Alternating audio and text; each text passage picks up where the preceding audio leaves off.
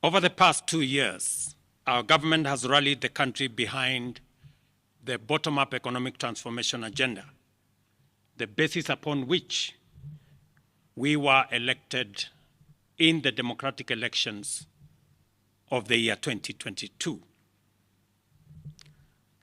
We have achieved significant progress in increasing food production by reducing the cost of farm inputs, thereby lowering the cost of food and lowering the cost of living.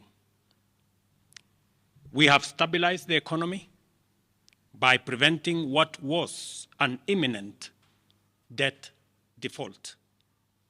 We have stabilized fuel prices, lowered inflation to an all-record low of 4.6%, and we have stabilized the foreign exchange regime.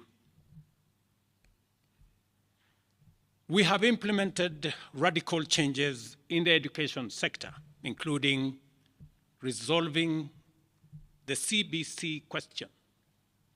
We have rolled out a new student-focused higher education funding model that has special emphasis on making sure that children from vulnerable families have the requisite support in their education. We have also improved the student-teacher ratio in both our primary and secondary schools by hiring an additional 56,000 teachers and also hiring an additional 2,000 tutors for our TVET institutions. We have equally resolved bottlenecks in cash transfer program to vulnerable Kenyans, including orphans, people living with disability, and the elderly. We have not only brought on board more beneficiaries, but in keeping with the promise that we made, it is now not the case, as it was in the past, that these vulnerable Kenyans have to wait for months. Now their stipends are paid as salaries of public servants are being paid. We did roll out the Hustler Fund that today benefits 2 million Kenyans. And we have 7 million Kenyans who had been denied access to financial services by credit reference bureaus.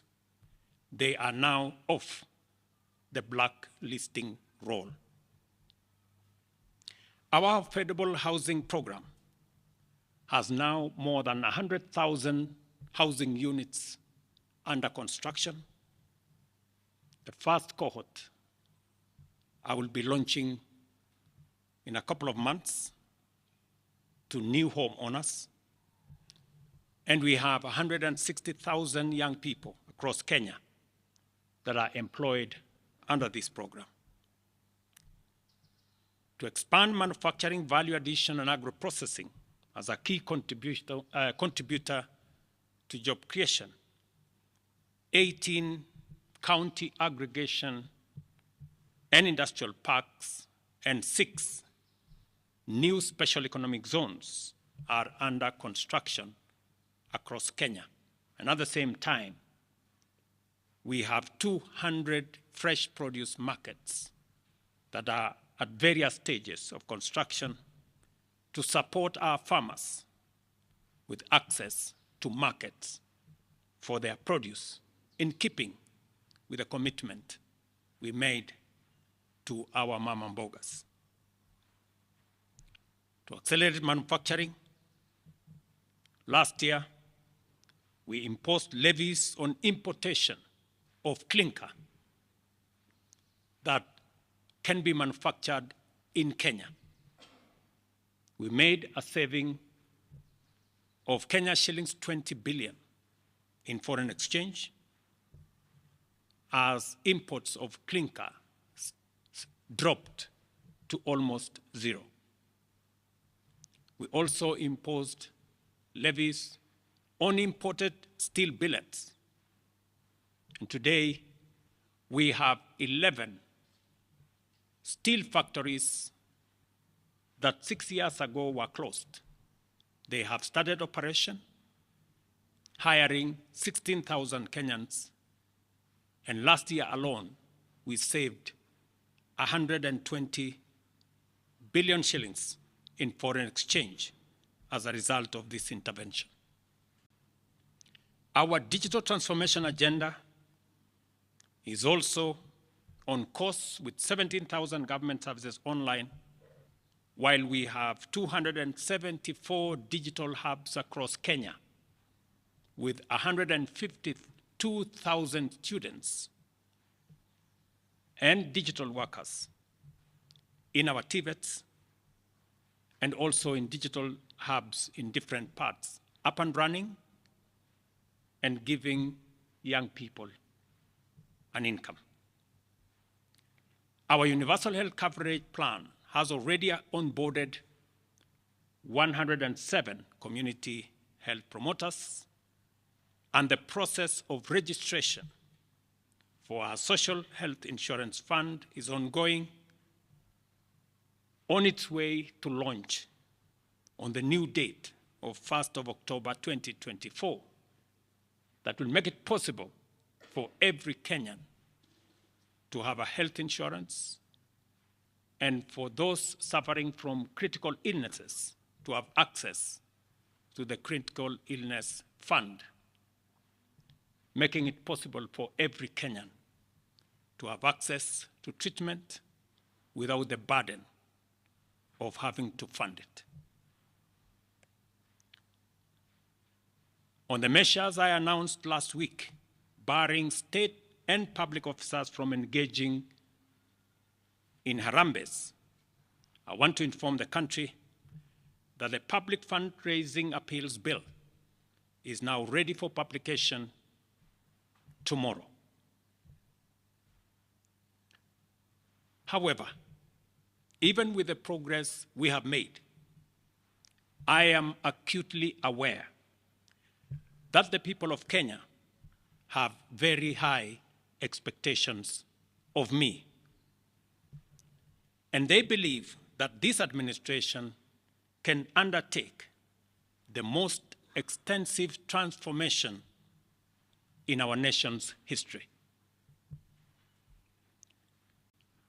Recent events that necessitated the withdrawal of the finance bill, which will require a review and reorganization of our budget and fiscal management, have brought us to an inflection point. Upon reflection, listening keenly to what the people of Kenya have said, and after a holistic appraisal of the performance of my cabinet and its achievements and challenges, I have today, in line with the powers given to me by Article 1521 and 1525B of the Constitution and Sections 12 of the Office of the Attorney General's Act, decided to dismiss with immediate effect all the Cabinet Secretaries and Attorney General of the Republic of Kenya, of the Cabinet of Kenya, except the Prime Cabinet Secretary and Cabinet Secretary for Foreign Affairs and Diaspora Affairs. And of course, the Office of the Deputy President is not affected in any way. I will immediately engage in extensive consultations across different sectors and political formations and other Kenyans, both in public and private, with the aim of setting up a broad-based government that will assist me in accelerating and expediting the necessary, urgent, and irreversible implementation of the program that we have, including other radical measures and programs to deal with the burden of debt, to explore raising domestic resources and revenues, expanding job opportunities, eliminating wastage and unnecessary duplication of a multiplicity of government agencies, and slaying the dragon of corruption, consequently making the government of Kenya lean, inexpensive, effective, and efficient. During this process, the operations of government will continue uninterrupted under the guidance of principal secretaries and other relevant officials. I will be announcing additional measures and steps in due course.